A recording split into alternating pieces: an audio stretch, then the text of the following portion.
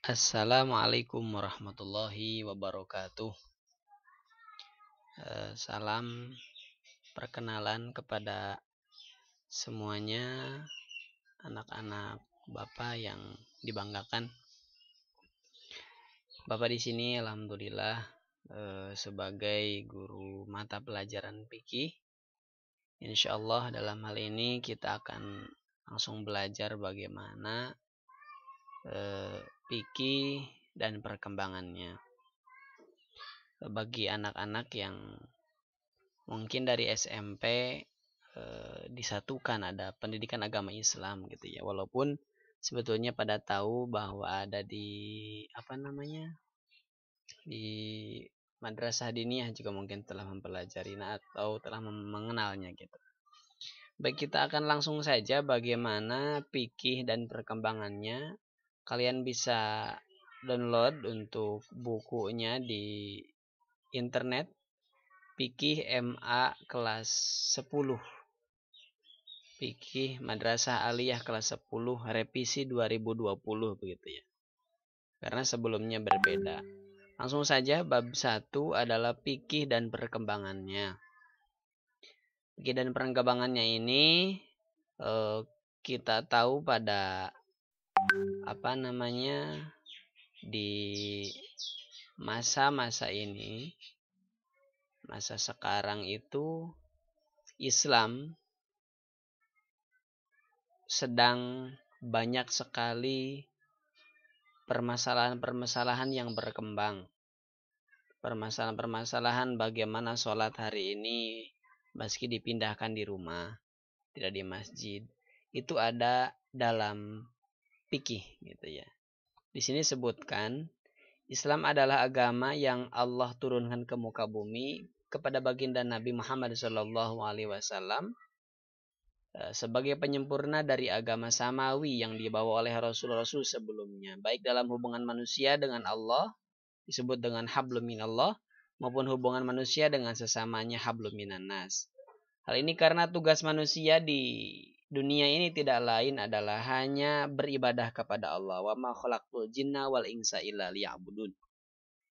Meskipun itu merupakan tugas manusia, tetapi pelaksanaan ibadah sejatinya bukanlah untuk Allah, karena Allah tidak memerlukan apapun dari manusia.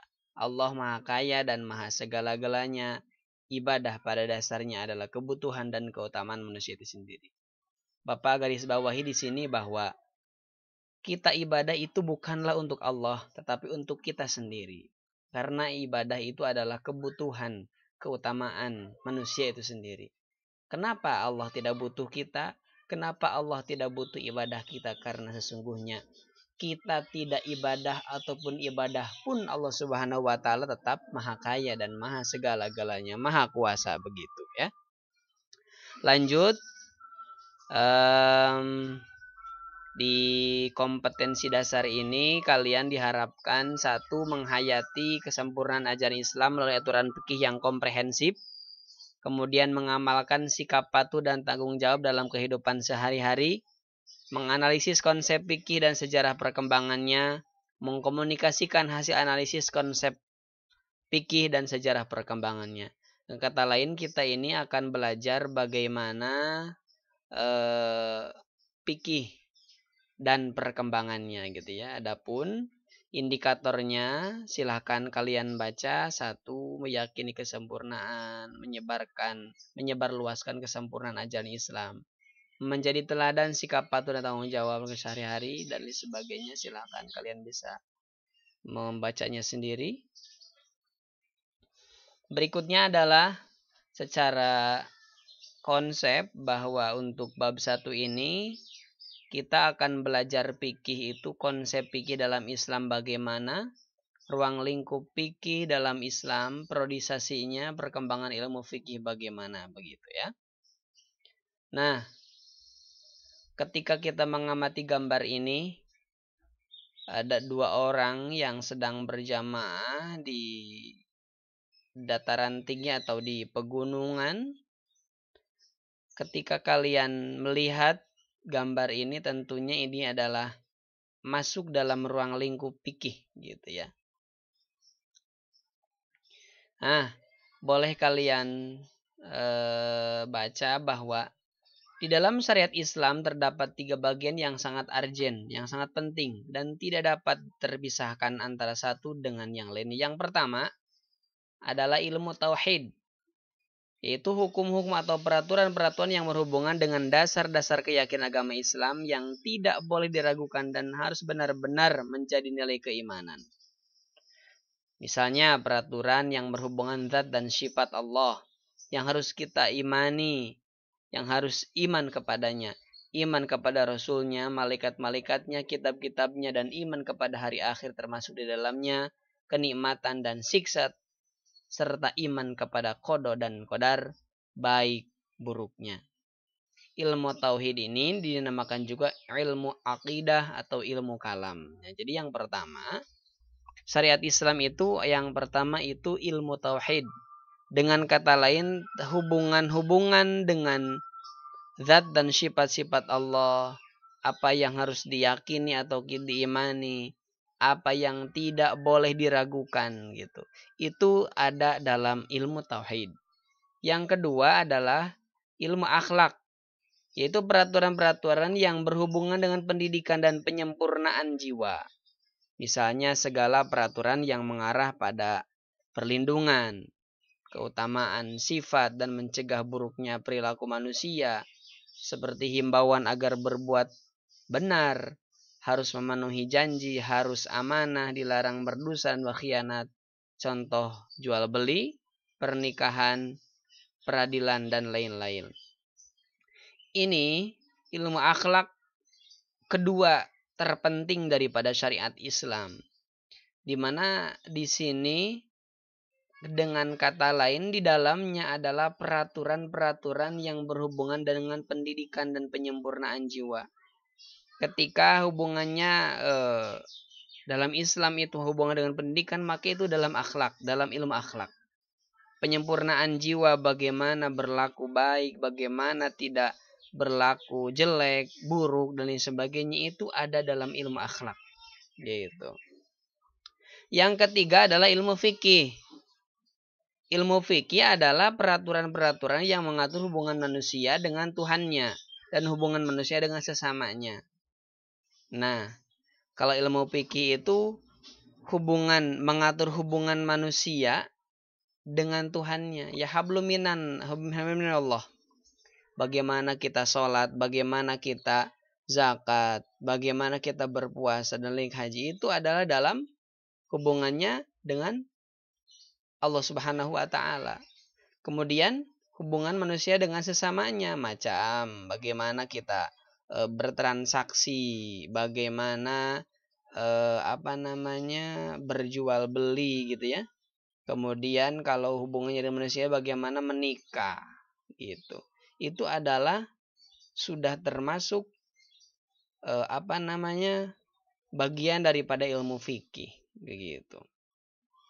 Adapun secara terperinci atau secara detailnya adalah yang pertama, ilmu fikih itu terbagi menjadi 4 bagian. Ada yang ubudiyah, hal-halnya dengan ibadah, hubungannya dengan Allah Subhanahu wa taala. Nah, ubudiyah ini ibadah, perlu diingat. Yang kedua adalah muamalah. Muamalah itu macam transaksi, bagaimana transaksi jual beli, hukum-hukumnya gitu ya. Ya ada keuangan lah. Kemudian munakahat atau pernikahan, kaitan hukum-hukum tentang pernikahan ini ada dalam ilmu fikih sehingga masuk dalam bagian munakahat. Kemudian jinayah, adanya hukum perdata, di mana di sini kita akan belajar bagaimana menjadi seseorang yang betul-betul melakukan sebuah aturan sesuai dengan syariat Islam. Nah itu ya. Itu kira-kira 3 bagian yang amat sangat penting dalam berislam, bagaimana bersyariat Islam. Nah, kita masuk nih pada bagian materi. Tadi ada pendalaman dulu. masuk dalam konsep fikih dalam Islam. Bagaimana fikih itu, bagaimana pengertian fikih, begitu ya. Kita kaji. Yang pertama, fikih itu bentukan dari kata fikhun. Fikhun, fa atau ha. Fikhun, fikh. Adapun secara bahasa artinya fahmun amikun. Apa itu fahmun? Fahmun itu pemahaman. Amikun yang mendalam, yang menghendaki pengerahan potensi akal. Jadi ilmu fikih itu fahmun amikun, pemahaman yang mendalam. Adapun ilmu fikih merupakan salah satu bidang keilmuan dalam syariat Islam yang secara khusus membahas persoalan hukum atau aturan yang terkait dengan berbagai aspek kehidupan manusia, baik menyangkut individu, masyarakat maupun hubungan manusia dengan penciptanya Allah Subhanahu wa taala. Sehingga definisi fikih secara istilah mengalami perkembangan dari masa ke masa sehingga tidak pernah bisa ditemukan satu definisi yang tunggal. Artinya bahwa kita mengetahui untuk fikih itu secara bahasa saja, fahmun amikun, pemahaman yang mendalam. Adapun ilmu fikih yang tadi Bapak sebutkan atau yang terdapat dalam buku paket fikih MA kelas 10 ini sebetulnya banyak sekali pendapat ataupun definisi secara istilah.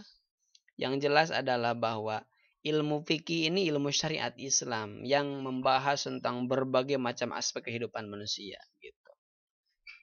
Yang hubungannya dengan sesama, dengan sendirinya, dengan Allah Subhanahu wa taala. Nah, ini ada pada setiap masa itu para ahli merumuskan pengertiannya sendiri. Ini ada dikatakan Imam Abu Hanifah wafat kira-kira tahun 150 Hijriah atau 767 Masehi mengemukakan pendapat bahwa fikih adalah pengetahuan manusia tentang hak dan kewajiban. Nah, ini lebih simple ya kata Imam Abu Hanifah gitu. Dengan demikian fikih bisa dikatakan meliputi seluruh aspek kehidupan manusia dalam berislam yang bisa masuk pada wilayah akidah, syariah, ibadah dan akhlak. Lanjut kepada Imam Syafi'i mengatakan bahwa mendefinisikan fikih sebagai ilmu pengetahuan mengenai hukum-hukum syariat yang berlandaskan kepada dalil-dalilnya yang terperinci. Pendefinisian Imam Syafi'i merupakan pendefinisian yang paling populer di kalangan para fuqaha. Ini perlu ya, perlu kita tuliskan atau kita garis bawahi bahwa fikih menurut Imam Syafi'i itu adalah ilmu atau pengetahuan mengenai hukum-hukum syariat Islam yang berlandaskan kepada dalil-dalil yang terperinci. Jadi hukum-hukum syariah ini ya syariah pasti Islam ya. Sehingga berdasarkan dalil-dalil yang terperinci itu yang detil, yang betul-betul ada dalilnya begitu. Nah, ini boleh kalian baca bahwa definisi fikih yang dikatakan oleh ulama usul fikih adalah ilmu yang pertama, ilmu yang mempunyai tema pokok dengan kaidah dan prinsip tertentu. Definisi ini muncul dikarenakan kajian fikih yang dilakukan oleh fuqaha menggunakan metode-metode tertentu seperti qiyas, istisna, istishab, maslahah mursalah dan saddud dzari'ah.